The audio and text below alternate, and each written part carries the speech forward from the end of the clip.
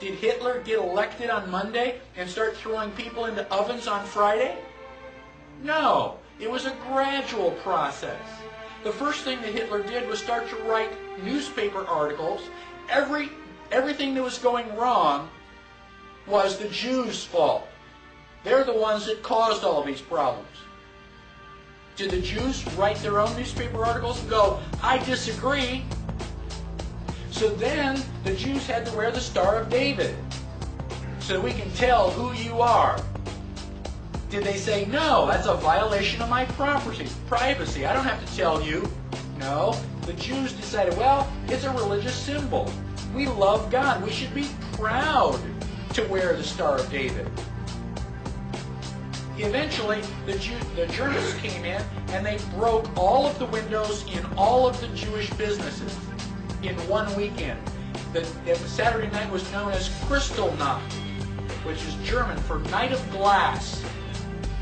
Did the Jews rise up and say, now, damn it, you're violating my property. You shouldn't do that? No.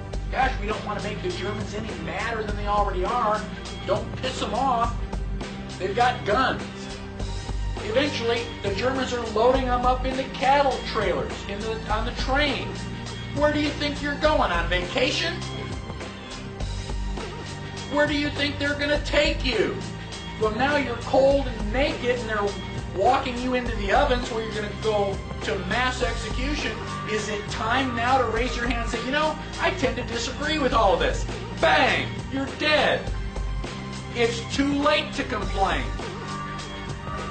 You should have complained at the beginning when you at least had a chance.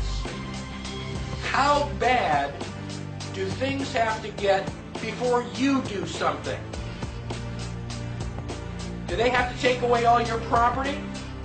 Do they have to license every activity that you want to engage in? Do they have to be throwing you on cattle cars before you start to say, now wait a minute, I don't think this is a good idea?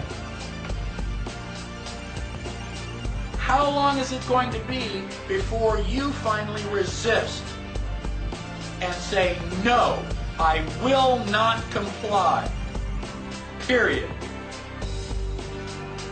Sooner or later, you've got to draw a line and stand your ground, whether anybody else does or not. That is what liberty is all about.